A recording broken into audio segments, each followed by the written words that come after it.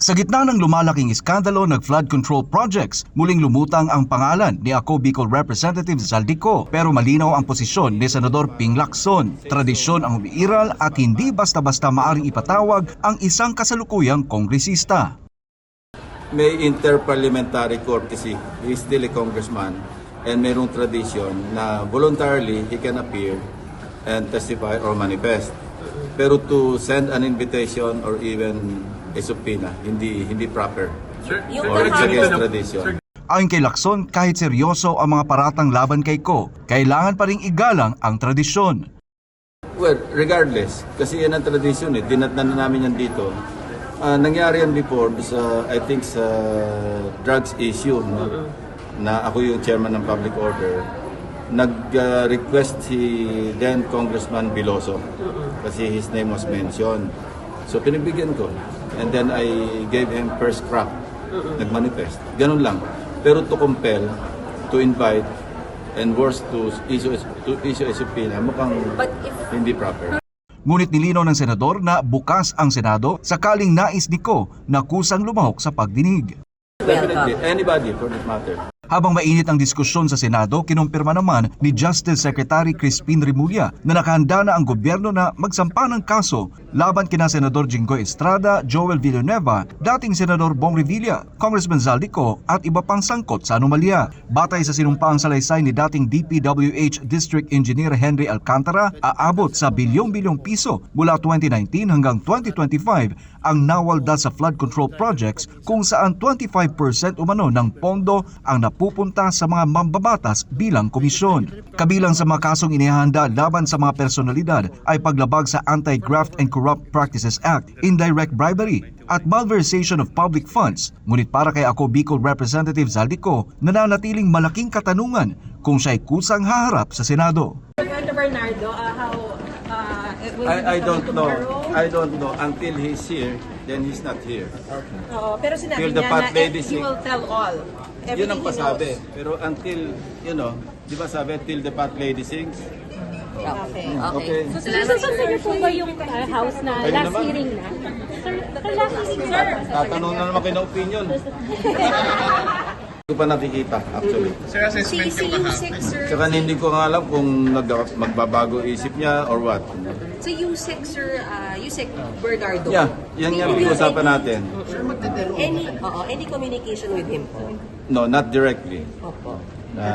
Conveyed lang. But may affidavit Will po, you support, sir? Meron siyang naunang affidavit, magsusupplemental daw siya.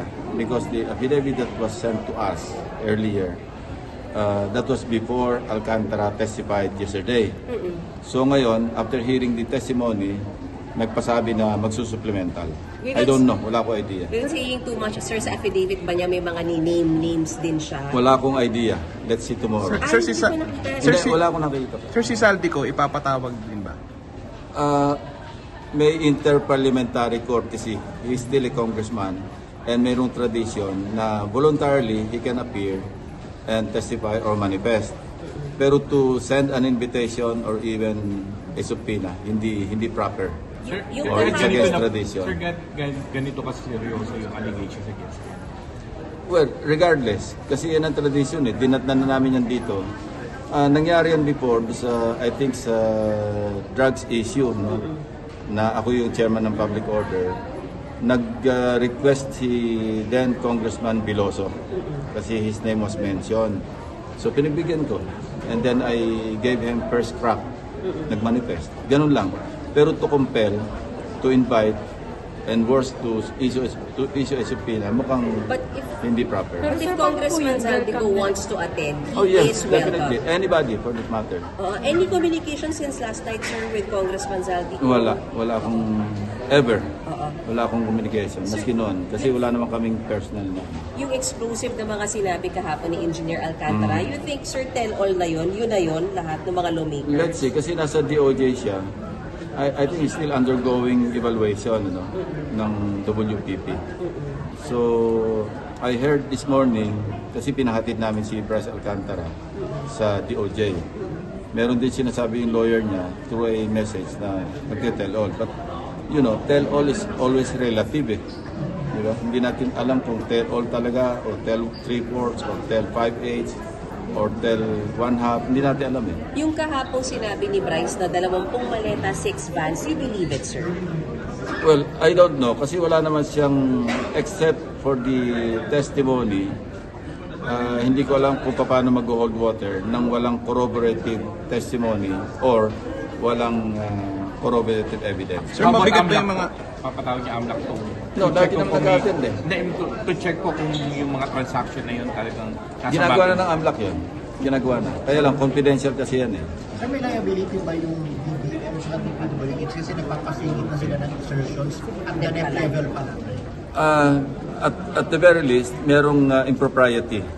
Kasi sabi ko nga, yung executive branch is in charge of the preparation phase. The legislature is in charge of the authorization phase, which is legislation. And then the budget, the GAA, goes back to the executive for implementation. Implementation phase. And then accountability, yung fourth phase. Ito yung oversight, COA, and other related matters. Sir, bibigyan ba ulit ng So pagkakataon? para makialam yung legislators sa domain, exclusive jurisdiction ng executive branch, which is the preparation of the budget proposal, aka NEP, I think there's impropriety there. Pati yung UA po, yung pakikialam nila sa UA, do you think there's anything involved? Hindi.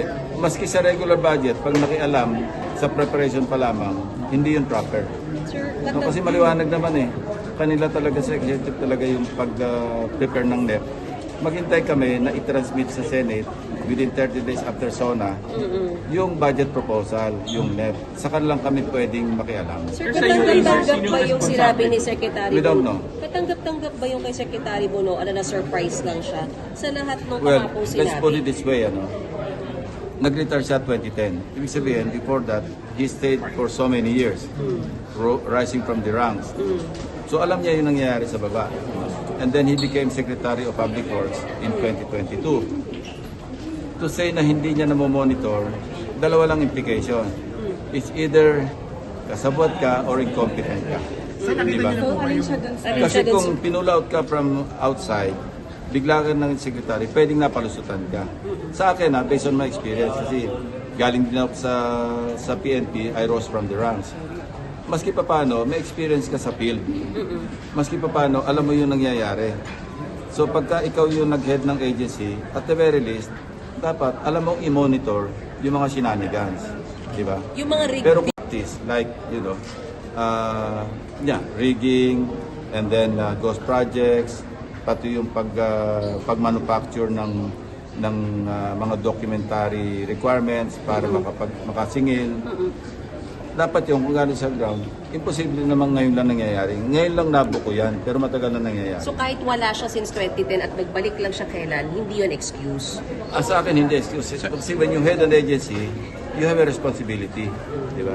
Tawag nga namin sa military, command responsibility. Although sa civilian, there's no such thing. Sa amin, you can be sacked, you can be suspended, you can even be investigated for yung under the principle of command responsibility. Sa civilian, wala namang ganon. Di ba? Sa amin kasi stringent yung... Sir, dahil sa mga revelations ni... Right now, wala naman nagre-link sa kanya. So, anong criminal liability niya? Sir, dahil sa revelations si Alcantara kahapon, si Bryce Hernandez ba tingin nyo papasok pa as witness? That is the call of the DOJ. Kasi under nila yung WPP, under nila yung program. Sila yung merong karapatan na mag-evaluate at mag-assess.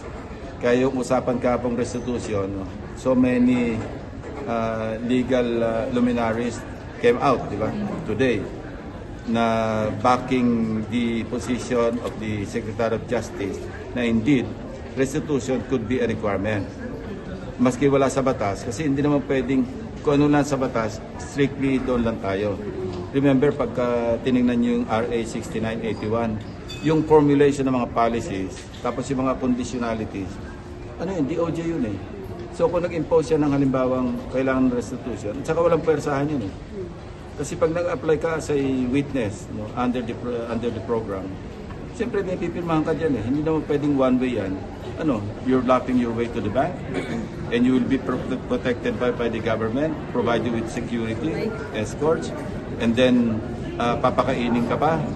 Parang napaka-unfair naman sa gobyerno yun. Unfair naman sa atin lahat yun. Ewan ko. Ako, nagbabayad ako ng tax eh. But what do you make of Engineer Alcantara's statements kahapon? Yes, he named names, nilagdaan yung statement. But yung proof, sir, what do you make of it, sir? When I talked to Secretary Remulla, tinanong ko sa kanya sa sideline, merong record na hawak. Hindi ito yung parang say-so na bahala na si Batman. Tinanong ko anong basihan, meron daw siyang record. Record ledger? I don't know. Papayagan niyo rin ba Sir, siya si lumabas? Mr. Lipana po ipapatawag niyo. I think nasa abroad yata eh. Sir, Undergo Si Alcantara, medical sir, merong evaluation. hawak na Anong mga record? ebidensya si Alcantara. Receipts? Apparently, Ano, kasi ano? hindi ko alam, hindi ko naman tinanong niya. Kasi nasa DOJ, doon siya nagpunta kasi. Wala nga kaming kinalaman doon sa kanyang affidavit. I was just informed. I was just being updated over the weekend na merong such and such plan to appear and tell all. And I was being updated kung ano yung possible na laman ng kanyang affidavit. So yung documents ni Bryce, ano na nangyari? So si former Senator Bong Hindi ko alam kasi hindi naman nabasa yung pangalan doon sa precinct. Alam niyo yung precinct kasi, ang basis noon is a formal complaint which Secretary Remulla did. NBI filed a formal complaint against those named by Alcantara. And I noticed doon sa, nung in-enumerate niya yung... Wala siya. Wala eh. Hindi ko alam kung bakit. Sir, pero ang sabi po ng DOJ, magpapasupplemental affidavit daw sila kay Alcantara Yeah, to that's include their former Senator Bong Revilla. If That's that their happens, will you also be calling for him? Well, he's a former colleague. Ano? I will have to consult with the members of the committee. Sir, papayagan ba ulit na magsalita si Senator Jinggoy, Senator Joel sa hearing since nabanggit na naman sila Alam nyo, ako, binabasa ko doon sa bakit ko pinayagan. Eh, hindi ko naman sila pwedeng pagbawalan.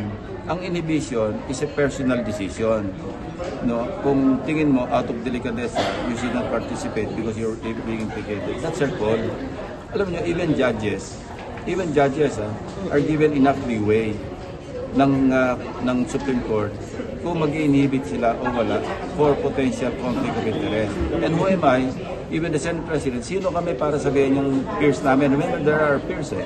Hoy, huwag kayong pumunta rito. We cannot do that. Diba? That's our call. Okay? Sir, regarding lang po dun sa may computer ni Bryce, meron pa po bang mga Well, laman ito niya yung na... latest. Ang computer, even those that were initially retrieved, na nasa possession namin, kasi kahapon, nagbago na naman yung isip ng mga lawyers. Secretary Remulla called the Senate President. Instead na i-turn over daw yung computer sa ICI, sa DOJ na lang daw. So that's our call because that's his computer. We cannot also tell him, hindi, kailangan sa amin yan. So ang decision ko kahapon, and I had the approval of the Senate President, was, okay, pati yung nakuha natin para lang ma-preserve, ma-consolidate lahat yung ebidensya, hindi kalat-kalat. Ibigay na rin natin sa DOJ. In fact, even the folders, no, yung contents ng aking privilege speeches, dalawa, pinadala ko na rin sa DOJ. Although, I initially, or earlier, I also gave the whole, including annexes, 11 folders, sa ICI. Binigyan ko rin noon si Secretary Vince Dizon. Binigyan ko rin kahapon para kung gusto nilang mag-file ng charges against Bryce Hernandez et al. For malversation because obviously lumabas naman sa hearing di ba? Na sila may mismo sila. Pero sir, may laman pa yun na hindi pa binabanggit ni Bryce Hernandez, mga Hindi ko alam sinumpang eh. salaysay. Hindi ko kasi nakita Yung yung computer computer. mismo, yung laman ng computer. Hindi ko nakita yung computer. Sir, pero hindi na kayo mag-request na kayo din, may kopya kayo kung ano man ang laman. Hindi na kasi nasa prosecution na eh. Okay na yun. So isa na lang yung kay Senator Marcoleta, does that stop you from granting interviews kasi nakaka-apekto daw si image ng... No, that's my opinion. Alam nyo, hinahanapan niyo ako ng, bawal na akong pa-interview sa inyo. Eh kung interview niyo ako, puro no comment. Ano yung tsura ko nun? Just because he is complaining? That's my personal opinion. At saka siya na rin nagsabi, at this point, ano yung sabihin at this point? So relative, diba? At this point, sabi ko, yun ang tingin ko eh. Anong pakialam niya sa akin kung yun ang pananaw ko? Siya ba, inaawat ko kung anong opinion niya? Diba? Thank you, sir. Thank you, Salamat sir. po. Salamat. Thank you. po ba yung mga